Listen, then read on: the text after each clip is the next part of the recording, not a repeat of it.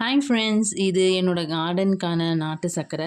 So just 2 spoon நாட்டு சர்க்கரையை எடுத்து இந்த கிண்ணத்தில் ஆட் பண்ணியிருக்கேன். இதோடு சேர்த்து ஒரு பக்கெட் வாட்டரில் வந்து இந்த நாட்டு சர்க்கரையை வந்து நல்லா மிக்ஸ் பண்ணிட்டீங்கன்னா இது ஒரு நல்ல எல்லோ லிக்விட் ஃபர்டிலைசர் நமக்கு ரெடி ஆகிடும். ஸோ இதை வந்து நான் வீக்லி ஒன்ஸ் என்னோடய கார்டனுக்கு யூஸ் பண்ணுவேன். எல்லா செடிங்களுக்கும் இதை போர் பண்ணுங்கள். ஓகே, ஸோ இது வந்து நல்ல பெஸ்ட் ரிசல்ட்ஸ் கிடைக்கும்.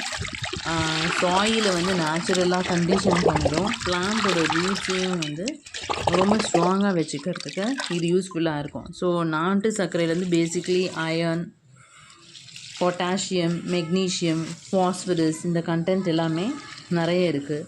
ஸோ இது செடியோட க்ரோத்துக்கு வந்து ரொம்ப ரொம்ப யூஸ்ஃபுல்லாக இருக்கும்.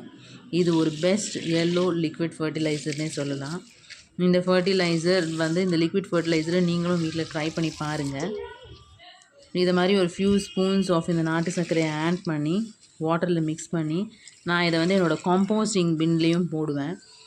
ஸோ நான் காம்போஸ்டிங் பின்னுக்கு வந்து காம்போஸ்டர் அமேசான்லேருந்து வாங்கினதை தான் யூஸ் பண்ணுவேன். பட் இதையுமே இப்போ ட்ரை பண்ணி பார்க்குறேன். பட் இதில் ஒரு டிஸ்அட்வான்டேஜ் இருக்குது. ஏன்னா நாட்டு சர்க்கரை ஆட் பண்ணுறதுனால நம்ம எறும்பு ஃப்ரெண்ட்ஸ் வந்து இந்த காம்போஸ்டிங் பின்னை வந்து ஃபில் பண்ணுறதுக்கு சான்ஸ் இருக்குது. ஸோ அதை நல்லா டைட்டாக க்ளோஸ் பண்ணி வச்சுட்டு அதுக்கு மேலே ஒரு வெயிட் வச்சிட்டிங்கன்னா எறும்பு வராது. ஆனால் இந்த மாதிரி நீங்கள் ட்ரை பண்ணிங்கன்னா செடிக்கு நல்ல ரிசல்ட்ஸ் கிடைக்கும்.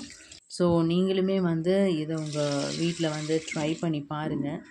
எப்படி ஒர்க் அவுட் ஆகுதுன்னு எனக்கும் சொல்லுங்கள். Thank you friends. Happy gardening.